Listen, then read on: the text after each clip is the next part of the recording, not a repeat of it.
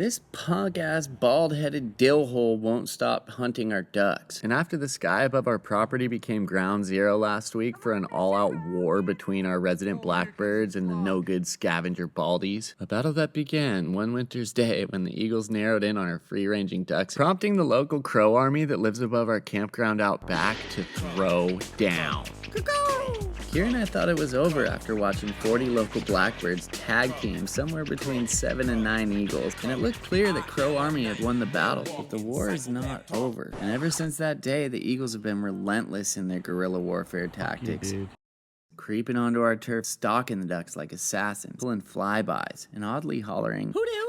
So every day we let the ducks out of the run at dawn and put them back in the run at dusk. This week, they spent all of Monday cruising between the creek and the pond, ducking it up. And when it came time to tuck them ducks into their coop for bed, we discovered that Ethel, one of our 2 white runner ducks, was gone.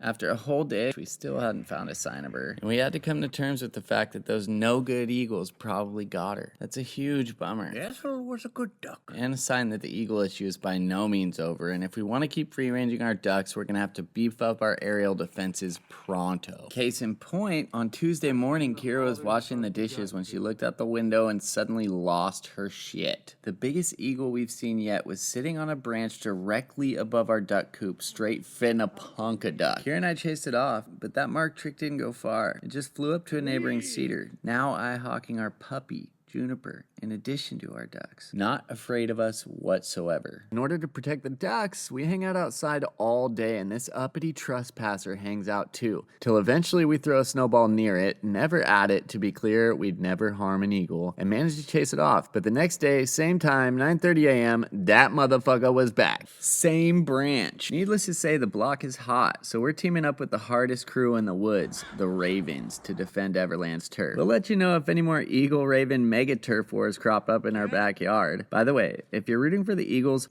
fuck you. Joking. Totally fair. We might do the same thing. Loser. If you're rooting for the crows, though, you should know that it's not actually called a crow army. It's called a murder of crows. Thanks, commenters. And you should also know that it's likely not a murder of crows we're looking at here. It's actually an unkindness of ravens. Apparently, due to the V-shaped tail and the unique way they're able to soar, it was obvious all along these were ravens, not crows. Fuck us, right? It actually works out great since ravens are even more badass. Check back to see how we keep our feathered posse locked down from the evil squad of eagles lurking in the sky. Eventually, we'll get back to the mission of building out our dream hip camp resort, but for now, we're embracing the call of the birds.